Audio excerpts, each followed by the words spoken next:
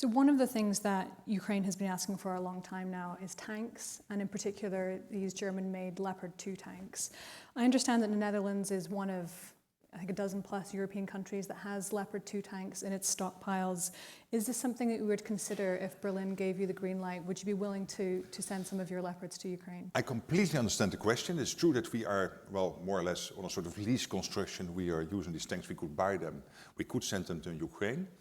But it will be difficult for me to answer that question directly. And the reason is that this is all very sensitive. And what I found out, my experience in the last 10 months, is that you are the most effective when you only talk about things which have been realized. So when the decisions have been taken, and when colleagues feel pressured by what you are saying to the press before the decisions have been taken, it's not helpful to get to the right decisions. It's good for my ego, but it doesn't help. So I don't do that because my priority now is that Ukraine gets what it needs. So I'm a bit, I'm not completely open about this tank issue, but obviously many countries are discussing what can be done in what type of format. Can you give us a flavor of what that looks like behind the scenes when you're discussing with allies decisions of what to send to Ukraine, when, how to deal with repairs? I mean, just give us a sense of the complexities that are involved in that. Yeah, most of the debate is taking place at the senior military level. So let's say the commanders of the various military systems in Europe, US, Canada.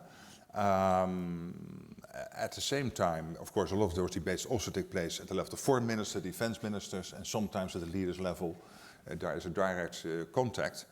And for example, Germany, what they did that first weekend after Ukraine was invaded by Russia, pledging another 100 billion on defense spending, bringing them in one step, in one go to the 2% Welsh pledge, where we pledged in NATO in 2014 that we would spend 2% of our GDP on defense. We followed, so we have also now decided to spend another 5 billion, which also brings us to the 2% in 2024, from 2024 onwards. So what Germany did was huge. Those decisions then, of course, take others along.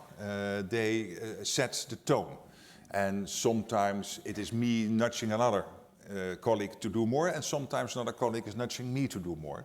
But we are constantly dialoguing, what can we do, and where are the red lines? So we will not have NATO boots on the ground. Of course, there's a very sensitive issue of fighter jets. And tanks is of course a sort of a separate area which we are dialoguing now about within NATO, what we can do. And so just staying on the question of military aid for one more question, at least for me. There's going to be another meeting of the Ukraine Defence Contact Group of NATO defence ministers on Friday, yes. What are your hopes that will come out of this meeting? Well, first of all, let me say that it is incredibly helpful that Zelensky and President Zelensky and his team are always very clear what they need. So when I'm on the phone with him, I have always, I take note of what he is ordering. And then we look what we can do. And sometimes we can't, but we can buy it elsewhere and we can still ship it to Ukraine. And sometimes we can't and we can ask others, could you please fill that gap? But the fact that the Ukrainians are extremely clear on what they need is helpful. And also on Friday again in this format where all these senior people will meet on what we collectively can do, this will be the case. And you've seen the impressive decision the Brits took a couple of days ago, which is also an incredible amount of gear they are going to ship to Ukraine. Of course, the US deciding on 40 billion extra on helping with defense shipments. We are all doing our part, but that will be on Friday. So it is not one big decision. It will also be a whole add-up of smaller decisions collectively, making sure that Ukraine gets what it needs. Not to press you, but I will. Do you think we will see a decision from Germany on the Leopard tanks? Well, it is not just Germany. So, of course, Germany is producing the Leopard 2 tanks, but a decision like this has to be broader based. And again, there are many pluses and minuses, so it is not that easy to predict what will happen. But the ask from Kyiv is completely clear.